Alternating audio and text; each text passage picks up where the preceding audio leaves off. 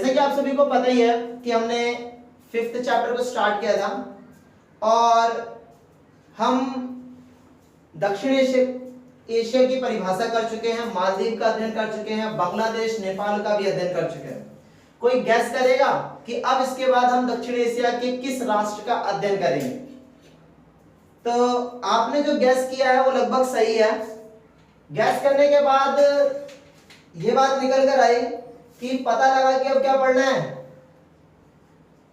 हमें पढ़ना है अब एक तो पढ़ना है श्रीलंका, ठीक है। बट इससे भी ज्यादा मजेदार बात यह है कि हम इससे भी पहले पढ़ेंगे पाकिस्तान। किसका अध्ययन करेंगे? पाकिस्तान। तो मेरे साथ मैं विकास और आप इस चैनल पे अब मेरे साथ पढ़ोगे 5वें चैप्टर के दक्षिण एशिया का जो पाकिस्तान का टॉपिक है उसको हम देखते हैं। इसमें दो प्रश्न हैं, पहले तो मैं आपको ये क्लियर कर दूं। एक, हमें पाकिस्तान की राजनीतिक व्यवस्था पढ़नी है। क्या पढ़नी है? पाकिस्तान की राजनीतिक व्यवस्था पढ़नी है। और दूसरा, हमें पाकिस्तान के अंदर लोकतंत्र सही तरीकों से और स्थायी तरीके से स्थापित क्यों नहीं होता, ये दो प्रश्न पढ़ने हैं। तो पहले हम पाकिस्तान की राजनीतिक व्यवस्था को पढ़ते हैं और देखते हैं कि पाकिस्तान की राजनीतिक व्यवस्था कैसी है, ठीक है। तो हम देखते हैं पाकिस्तान की राजनीतिक व्यवस्था क्या है। प्रश्न आप लिख सकते हो कॉपी में, नोटबुक में, और नोटबुक तो लेकर ही बैठा करो, जिसे हम अपने हथियार कहते हैं, तो बिल्कुल निहत्थे मत रहो। पाकिस्तान की राजनीतिक व्यवस्था, ठीक है। पाकिस्तान की राजनीतिक व्यवस्था, पहले मैं आपको हिंट देता हूं कि पाकिस्तान की राजनीतिक व्यवस्था में दो तरीके के शासन है। एक है लोकतांत्रिक शासन और एक है हमारा सेना शासन। क्लियर? तो पहले हम हिंट से समझ लेते हैं कि लोकतंत्र और सेना शासन, ठीक है। अगर लोकतंत्र आएगा तो जो भी व्यक्ति प्रधानमंत्री बनेगा, मतलब लोकतंत्र के अंदर मूलतः क्या बनते हैं? प्रधानमंत्री। तो जो भी व्यक्ति प्रधानमंत्री बनेगा उसका सामान्य सा नाम होगा, सामान्य, उसके आगे कोई पद नहीं होगा, ध्यान रखना। और जो भी व्यक्ति सेना शासन के तौर पर आएगा वो बनेगा राष्ट्रपति, और उसके नाम के साथ एक पद जुड़ा होगा जिसका पद का नाम है जनरल। क्लियर? तो जब हम इनके अध्यक्षों का, शासनाधिकारियों का अध्ययन करेंगे तो आपको दो तरीके के नाम मिलेंगे। एक जिसमें जनरल लिखा होगा और एक नाम ऐसा होगा जिसमें आपको जनरल लिखा हुआ नहीं मिलेगा। तो आपको समझ जाना है कि जब भी कभी बिना जनरल के लिखे हुए कोई प्रधानमंत्री बन रहा है तो वो लोकतंत्र के तहत आ रहा है, और अगर कोई राष्ट्रपति बन रहा है और उसके आगे जनरल लिखा हुआ है तो आपको ये समझ जाना है कि वो सेना शासक है, ठीक है। तो पहले थोड़ी सी ब्रीफ हिस्ट्री करते हैं। हमें ये बात तो पता ही है कि पाकिस्तान कब आजाद हुआ था? 1947 में। और 1947 की आजादी के बाद भी कुछ समय तक ब्रिटिशों ने ही पाकिस्तान के ऊपर शासन जमाए रखा, ताकि पाकिस्तान की स्थितियों को, पाकिस्तान की प्रशासनिक ढांचे को एक गति दी जा सके। ऐसा नहीं है कि जैसे भारत के साथ हुआ, जैसे ही हम आजाद हुए ब्रिटिश अपने देश चले गए और हम अपने हाथ में आ गए, पर पाकिस्तान के साथ ऐसा नहीं था। पाकिस्तान के साथ कुछ ऐसा हुआ कि पाकिस्तान अलग तो हो गया, परंतु उसका शासन कुछ वर्षों तक ब्रिटिश ही के साथ हाथ में रहा, क्योंकि उनका यह मानना था कि पाकिस्तान एक नवीन देश है और उनके पास कोई भी प्रशासनिक ढांचा नहीं है। अगर प्रशासनिक ढांचा नहीं होगा तो पाकिस्तान अपनी व्यवस्था चला नहीं सकता, इसीलिए कुछ सालों तक रहे। फिर समय बीतने के बाद वहां पे शुरुआती शासन कौन सा आया? सेना शासन आया। कौन सा शासन आया? सेना शासन। तो मैंने आपको हिंट पहले ही दे दिया था कि अगर सेना शासन आएगा तो मूलतः क्या बनेंगे? राष्ट्रपति बनेंगे। तो यहां पे जैसे ही सेना शासन आए तो पहले बने जनरल आयूब खान। मैंने क्या कहा था कि जो भी सेना शासक होगा वो राष्ट्रपति पद ग्रहण करेगा और उसके आगे एक पद होगा जिसके जो क्या है जनरल। तो आप ये देख सकते हैं कि यहाँ पे क्या लगा हुआ है जनरल। तो आपको इस हिंट से भी पता कर लेना है कि यहाँ पे शासन उस समय किसका चल रहा था, सेना। तो जनरल आयूब खान बने, फिर समय बीता, ये पहले है, फिर समय बीता और दोबारा से क्या आ गया, सेना शासन आ गया। और जब दोबारा से सेना शासन आया तो आपको पता है जब सेना शासन आया तो कौन बनेगा, दोबारा से सेना शासन आया तो जनरल याहिया खान बन गए। और याहिया खान के बारे में तो एक इंसिडेंट या कहो एक घटना प्रचलित है। घटना कौन सी प्रचलित है कि भाई 1971 का जब भारत और पाकिस्तान के साथ युद्ध हुआ था तो उसके अंदर याहिया खान ये युद्ध क्या हो चुके थे, हार गए थे। याहिया खान क्या हुए थे, युद्ध हार गए थे। और युद्ध हारने के बाद 1972 में युद्ध के ही परिणाम स्वरूप बांग्लादेश का जन्म हुआ था। जब हम पाकिस्तान के बारे में पढ़ेंगे और आगे तब भी पता लगेगा। और आप बांग्लादेश वाला जो वीडियो है उसको आप देख सकते हो तो आपको ये पता चल जाएगा कि बांग्लादेश की उत्पत्ति कैसे हुई है। ठीक है, इसके बाद जब पाकिस्तान के सेना शासन के अधिकारी याहिया खान हार गए तो याहिया खान के हारने के साथ ही आपको पता ही है कि जनरल के तहत कौन सा शासन है, सेना शासन। तो जैसे ही सेना हार गई, किससे हार गई, भारत से। तो जैसे ही सेना भारत से हारी तो पाकिस्तान के अंदर सेना के विरुद्ध एक आवाज उठने लग गई। और वहां पे आवाज किसकी उठी, लोकतंत्र की आवाज उठी। ठीक है, और लोकतंत्र की आवाज इतनी बुलंद हुई कि अब लोकतंत्र के तहत वहां पे जुल्फिकार अली भुट्टो का शासन आया। नाम बहुत इंटरेस्टिंग है, जुल्फिकार अली भुट्टो का शासन आया। अब आप ये देख रहे हो कि इसके नाम के साथ कोई पद नहीं है। और यहां पे भी मैंने आपको बताया था जब लोकतंत्र आएगा तो व्यक्ति प्रधानमंत्री बनेगा और वो सामान्य अवस्था में उसका आपको नाम दिखाई देगा, कोई पद नहीं दिखाई देगा। तो यहां पर भी इसका नाम कैसे सामान्य सा है, कोई पद नहीं है। तो आया क्या है, लोकतंत्र, बनेगा क्या, प्रधानमंत्री। ठीक है, क्या बनेंगे ये, प्रधानमंत्री। तो पाकिस्तान के अंदर ये पहले ऐसे प्रधानमंत्री थे जिन्होंने क्या किया था, लोकतंत्र को पाकिस्तान के अंदर स्थापित किया था। बट इनका भी शासन ज्यादा लंबे समय तक ना चलकर 1972 से लेके 1977 तक ही चल सका, ज्यादा लंबा ये ले जा नहीं सके। फिर इसके बाद जब 1977 में दोबारा चुनाव हुए तो 1977 में दोबारा चुनाव होने के बाद क्या हो गया, सेना फिर से मजबूत हो गई। अब जब सेना मजबूत होगी तो आपको फिर पता है कौन आ जाएंगे, कोई ना कोई जनरल आएगा। और अब कौन जनरल आ गए, जनरल जियाउल हक आ गए। अब जब जनरल जियाउल हक आए तो इन्होंने 10 सालों तक शासन किया। कितने सालों तक शासन किया, 10 सालों तक। 1978 से लेकर 1988 तक शासन किया। मतलब बहुत लंबा शासन किया उन्होंने, 10 सालों तक फिर से सेना शासन स्थापित कर दिया। परंतु 1988 में दोबारा से विरोध प्रदर्शन हुए, किसके, दोबारा से विरोध प्रदर्शन हो गए लोकतंत्र के। और अब दोबारा से जब लोकतंत्र के विरोध प्रदर्शन हुए तो अब आ गई बेनजीर भुट्टो। और बेनजीर भुट्टो नाम आपको सिमिलर दिखाई दे रहा है, भुट्टो, और यहाँ पे भी भुट्टो। तो ये जुल्फिकार अली भुट्टो की ही क्या थी, पुत्री थी, जिसने आगे जाकर प्रधानमंत्री का पद संभाला था और लोकतंत्र की पुनः स्थापना की थी। पर जब बेनजीर भुट्टो बनी तो उनका शासनकाल ज्यादा अच्छे से चल नहीं पाया, क्योंकि ये पीपीपी, पाकिस्तान पीपल्स पार्टी प्लस मुस्लिम लीग के मध्य कुछ विवादों को सुलझाने में ही इनका 5 साल का कार्यकाल, कितने साल का कार्यकाल, 5 साल का कार्यकाल इन्होंने इन दोनों के विवाद को ही सुलझाने में बिता दिया, पर कोई भी रिजोल्यूशन या फिर कोई भी सॉल्यूशन निकला नहीं। फिर 1993 में जब बेनजीर भुट्टो हट गई तब कौन बने, तो बेनजीर भुट्टो के हट जाने के बाद दोबारा से क्या आ गया, लोकतंत्र आ गया। दोबारा से लोकतंत्र, देखने वाली बात तो ये थी, पहले आपने लोकतंत्र देखा था तो उसके बाद दोबारा सेना शासन आ गया था। अब जब दोबारा लोकतंत्र आया तो दोबारा से लोकतंत्र ही आ रहा है, सेना शासन नहीं आ रहा है। तो यहाँ पे एक प्रश्न बन जाता है कि पाकिस्तान में उस शासन काल को बताइए जब लगातार 2 लोकतांत्रिक सरकारें बनी। तो कब से कब तक? 1988 से लेके 1993 तक बेनजीर भुट्टो रही, और यहाँ पे 1993 से लेके 1999 तक कौन रहे? नवाज शरीफ रहे। ठीक है, और नवाज शरीफ बहुत लंबे समय तक पाकिस्तान के प्रधानमंत्री रहे हैं, बहुत लंबा कार्यकाल इन्होंने निभाया है।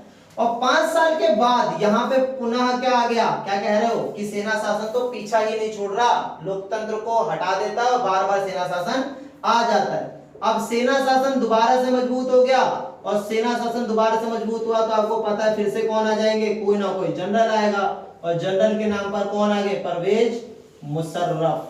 कौन आगे? परवेज मुशर्रफ। अब इनके बारे में कुछ बातें प्रचलित ये हैं कि जब 1999 में इन्होंने पद संभाला तो इन्होंने बिना चुनाव करे ही अपने आप को राष्ट्रपति घोषित कर दिया था।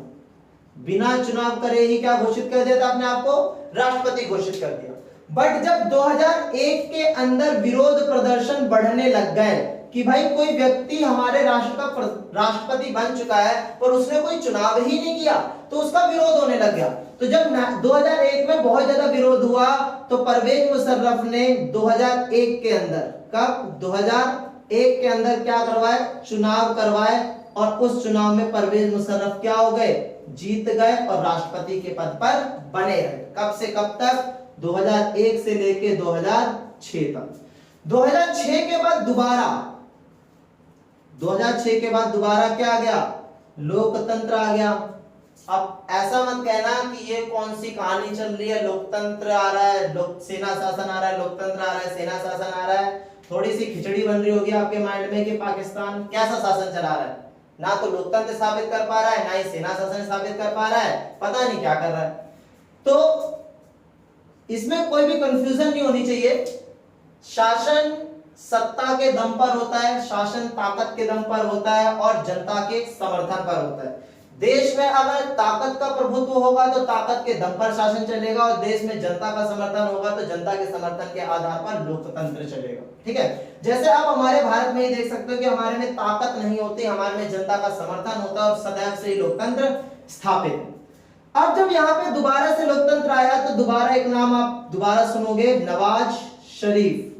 और नवाज शरीफ दोबारा प्रधानमंत्री बने, और बहुत लंबे कार्यकाल के लिए बने, 2006 से लेके 2016 तक। कब तक? 2016 तक 10 सालों के लिए रहे। और आज वर्तमान समय में आप जानते ही हो कि कौन हमारे पाकिस्तान के प्रधानमंत्री बने हुए हैं और लोकतंत्र को स्थापित किए हुए हैं। उनका नाम है इमरान खान। ठीक है, तो पाकिस्तान की राजनीतिक प्रशासन की जो गाड़ी है वो बहुत ही डंगाडोल है। किसी में हवा ज्यादा है गाड़ी में तो किसी के पहिए में हवा कम है। कहने का मतलब कभी कुछ तो कभी कुछ। बट आपको एक स्टेप बाय स्टेप याद करना है। कहीं से भी प्रश्न पूछा जा सकता है कि भाई किसके शासनकाल में सेना शासन था, किसके शासनकाल में लोकतंत्र था। ठीक है, तो आपको स्टेप बाय स्टेप करके याद कर लेना है। इसके बाद जो अगला प्रश्न है हम उसकी तरफ बढ़ते हैं और देखते हैं कि ये जो गाड़ी डंगाडोल स्थिति से चल रही थी उनके कारण क्या है कि पाकिस्तान के अंदर लोकतंत्र स्थायी तौर पर स्थायी क्यों नहीं रह पाता। तो बढ़ते हैं दूसरे प्रश्न की तरफ। तो अब हम दूसरे प्रश्न की तरफ बढ़ते हैं। हमने एक प्रश्न पढ़ा जिसमें हमने पाकिस्तान की डंगाडोल स्थिति को पढ़ा कि उसका राजनीतिक प्रशासन इतना गड़बड़ाया हुआ क्यों है। अब प्रश्न क्या आ गया?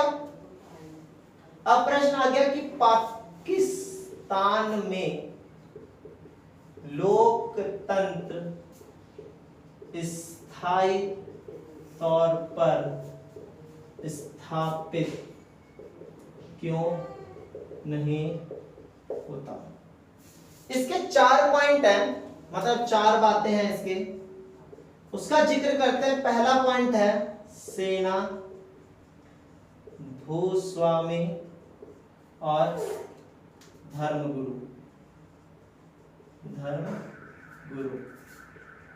दूसरा है जनता का समर्थन ना मिलना, जनता का समर्थन ना मिलना। तीसरा है आपका अंतरराष्ट्रीय समर्थन ना मिलना, अंतरराष्ट्रीय समर्थन ना मिलना, और चौथा है आतंकवाद का डर, आतंकवाद का डर। ठीक है, तो पहले पॉइंट में क्या है, पहले पॉइंट में सेना, भूस्वामी और धर्मगुरु। सेना तो स्वयं ही चाहती है कि पाकिस्तान का शासन उनके हाथ में रहे, तो इसीलिए वो कभी इस बात का समर्थन करते ही नहीं कि वहां पर पाकिस्तान में लोकतंत्र हो, उसको उखाड़ कर फेंकना चाहते हैं। भूस्वामियों का ये मानना है कि जब सेना शासन रहता है तो सेना शासन में भूस्वामी लोग अपने काम को बहुत अच्छे से कर पाते हैं। भूस्वामी मतलब बिल्डर क्लास लोग, डीलर क्लास लोग, ये लोग बिना नियम कानून के भी काम कर पाते हैं। पर जब लोकतंत्र आ जाएगा तो उनको कानूनी तरीके से काम करना पड़ेगा, इस वजह से उनको काफी सारी समस्याओं का सामना करना पड़ेगा। इसीलिए वे लोग जब भी चुनाव होते हैं तो बहुत पैसा खर्च करते हैं लोगों के ऊपर, ताकि वे लोग सेना को समर्थन दे, ना कि लोकतंत्र को। तीसरा है धर्मगुरु। धर्मगुरु वही जो धर्म से जुड़े हुए लोग हैं, उनका यह मानना है कि अगर लोकतंत्र रहेगा तो धर्मनिरपेक्षता का प्रभाव बढ़ जाएगा। अगर धर्मनिरपेक्षता का प्रभाव पाकिस्तान में बढ़ गया तो वहां पे मुस्लिम धर्मगुरुओं की जो स्थिति है वो कमजोर होती चली जाएगी। तो मुस्लिम धर्मगुरु कभी नहीं चाहता कि उनकी स्थिति कमजोर हो, इसीलिए वे अपने शिष्यों को, अपनी प्रजाओं को, परंपराओं को के नाम पर क्या करते हैं, सेना शासन के समर्थन में डालते हैं, लोकतंत्र के पक्ष में नहीं भेजते। तो इसीलिए ये 3 पॉइंट, अर्थात एक पॉइंट के अंदर जो 3 बातें ये बात साबित करती हैं कि पाकिस्तान में लोकतंत्र क्यों बार-बार चला जाता है और सेना शासन क्यों आ जाता है। दूसरा है जनता का समर्थन ना मिलना। वहां की खुद की जनता भी ये मानती है कि हमें लोकतंत्र नहीं चाहिए, क्योंकि उनका ये मानना है कि पाकिस्तान की लोकतांत्रिक स्थितियां और भारत की लोकतांत्रिक स्थितियों में बहुत अंतर है। भारत लोकतंत्र को लेकर बहुत जानकारी रखता है, बहुत अच्छी नीतियां चलता है, जबकि पाकिस्तान में लोकतांत्रिक शासन सटीक नहीं है। अगर पाकिस्तान में लोकतंत्र रहेगा तो भारत लोकतंत्र का इस्तेमाल करके पाकिस्तान पे दबाव बनाएगा, और पाकिस्तान पे दबाव बनाने के बाद जो जम्मू कश्मीर का हिस्सा उस पर कब्जा कर लेगा। और आप सभी आज जानते ही हैं कि भारत ने अपने लोकतांत्रिक नीतियों का इतना अच्छा प्रदर्शन किया है कि आज जम्मू कश्मीर पाकिस्तान के हिस्से में ना होकर भारतीय हिस्से में पूर्ण रूप से शामिल हो चुका है। इसीलिए वहां की जनता भी पाकिस्तान में लोकतंत्र का समर्थन नहीं करती। तीसरा है अंतरराष्ट्रीय समर्थन ना मिलना। अंतरराष्ट्रीय समर्थन ना मिलना, इसमें थोड़ा सा हिस्ट्री, थोड़ा सा पीछे चलेंगे कि जब शीत युद्ध चला करता था तो शीत युद्ध के दौरान एशिया में जो अधिकतर देश थे वो साम्यवाद के प्रभाव में रहा करते थे, पर पाकिस्तान जो था वो पाकिस्तान किसके प्रभाव में गया, पूंजीवाद के प्रभाव में गया। तो पश्चिम के जो क्षेत्र थे, अंतरराष्ट्रीय स्तर पे जो क्षेत्र थे, वो ये मानते थे कि पाकिस्तान के अंदर अगर सेना शासन रहेगा तो पश्चिम के देश और अंतरराष्ट्रीय देश पाकिस्तान का इस्तेमाल करके एशिया के अंदर साम्यवाद की जासूसी कर सकेंगे और उनके ऊपर निगरानी रख सकेंगे। और उनको ऐसा लगता था कि अगर पाकिस्तान में लोकतंत्र आएगा तो वे पाकिस्तान का इस्तेमाल नहीं कर सकेंगे। इसीलिए अंतरराष्ट्रीय स्तर पर पश्चिम के जो देश थे वो हमेशा पाकिस्तान के अंदर सेना ही शासन लाने का प्रयास करते थे, लोकतंत्र को हमेशा उखाड़ कर फेंकने का प्रयास करते थे। चौथा है आतंकवाद का डर। आप सभी को पता है कि पाकिस्तान भी एक परमाणु संपन्न देश है, उसके पास परमाणु है, पर यह भी एक डर है कि वहां पे आतंकवादी गतिविधियां बहुत ज्यादा होती हैं। तो कई सारे लोगों का यह मानना है और अंतरराष्ट्रीय स्तर पर पश्चिम के देशों का यह मानना है कि अगर पाकिस्तान में लोकतंत्र आएगा तो लोकतांत्रिक सरकारें अपने सैन्य हथियारों की सुरक्षा ज्यादा अच्छे से नहीं कर सकती, जबकि सैन्य हथियारों की सुरक्षा सेना ज्यादा अच्छे से कर सकती है, क्योंकि पाकिस्तान के पास परमाणु है। इसीलिए डर ज्यादा है पश्चिम के देशों को, क्योंकि अगर आतंकवादियों के हाथ में परमाणु लग गया तो उसका सबसे पहला प्रहार पश्चिम के ही राष्ट्र को सहना पड़ेगा। इसीलिए पश्चिम के सारे राष्ट्र मानते हैं कि यहाँ पे आतंकवाद के कारण ऐसा माहौल बन सकता है कि पश्चिम के देश पर कोई परमाणु हमला हो जाए। इसीलिए वे लोग आतंकवाद के डर के कारण पाकिस्तान में लोकतंत्र को इतना ज्यादा समर्थन नहीं देते जितना कि सेना शासन को देते। इस तरीके से पाकिस्तान के संदर्भ में दो जो प्रश्न थे, एक उसकी राजनीतिक प्रणाली पूर्ण हुई और दूसरा जो इसका प्रश्न था कि भाई पाकिस्तान के अंदर स्थायी तौर पर लोकतंत्र स्थापित क्यों नहीं होता, हमने उसका भी अध्ययन किया। अब इसके बाद हम दक्षिण एशिया के अंदर जो अगला देश है श्रीलंका, उसका जिक्र करते हैं। अब हम बात करेंगे श्रीलंका के जातीय संघर्ष की। अब हमने जितने भी देशों का अध्ययन किया, श्रीलंका, पाकिस्तान, बांग्लादेश, जितने भी देशों का अध्ययन किया है, बांग्लादेश, नेपाल और पाकिस्तान का अध्ययन किया, श्रीलंका को तो करना है। इन सारे देशों में एक समस्या थी राजनीतिक, पर श्रीलंका की एक अलग ही समस्या है जिसे कहते हैं जातीय संघर्ष। तो देखते हैं कि श्रीलंका का क्या समस्या है। प्रश्न आता है श्रीलंका के जातीय संघर्ष की व्याख्या करें। ठीक है, तो श्रीलंका के जातीय संघर्ष की व्याख्या कैसे करोगे? पहले इसके आप मिड पॉइंट लिखोगे, मतलब कुछ मूल बिंदु लिखोगे। श्रीलंका क्या है? भारत के दक्षिण में स्थित है। कहां पर स्थित है? श्रीलंका भारत के दक्षिण में स्थित है। श्रीलंका आजाद कब हुआ? श्रीलंका आजाद हुआ 1948 के अंदर। ठीक है, श्रीलंका का पुराना नाम क्या था? श्रीलंका का पुराना नाम था सिलोन। ठीक है, और श्रीलंका के अंदर, श्रीलंका में मूल रूप से दो जातियां रहती हैं। ठीक है, एक है सिंहली और एक है तमिल। ठीक है, सिंहली जो है वहां के मूल लोग हैं जो पहले से रहते हुए आ रहे हैं। तमिल जो है वो भारतीय लोग हैं, भारतीय लोग हैं जिनको कौन लेकर गया था? ब्रिटिश लेकर गए थे। मतलब ब्रिटिशों ने भारत को जब गुलाम बनाया तो श्रीलंका भी गुलाम था, तो ब्रिटिश जब श्रीलंका में कोई काम कराना होता था तो भारत के गुलामों को ले जाते थे, और हमारे जो दक्षिण के क्षेत्र में तमिलनाडु, आंध्र प्रदेश, यहाँ के जो लोग थे उनको ले जाया जाता था। तो ये लोग वहां पहुंच गए इस तरीके से। जब श्रीलंका 1948 में आजाद हो गया, तो 1948 में आजाद हो जाने के बाद सिंहली लोगों का यह कहना था कि भाई अब तो श्रीलंका आजाद हो गया है, इसीलिए जो श्रीलंका है वो किसका है? सिंहलियों का है, और तमिलों को क्या करना चाहिए? यहां से भागकर अपने देश में चले जाना चाहिए, भारत में चले जाना चाहिए, तमिल तो भारत के हैं। तो उस समय सिंहली ने ऐसा बोला, पर तमिलों का क्या कहना था? तमिलों का ये कहना था कि भाई हम बहुत लंबे समय से यहाँ पर रह रहे हैं, इसीलिए अब हम वापस नहीं जा सकते। हमारी परंपरा, हमारा समय, हमारा रोजगार सब यहीं से जुड़ा हुआ है, इसीलिए हम यहाँ से नहीं जा सकते।